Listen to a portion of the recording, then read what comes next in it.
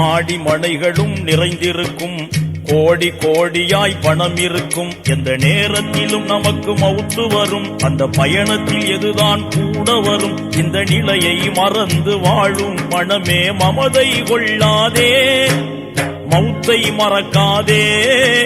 மறுமை நாளின் மாண்பை இழந்து வாழ்வில் மயங்காதே, மனமே மமதை கொள்ளாதே.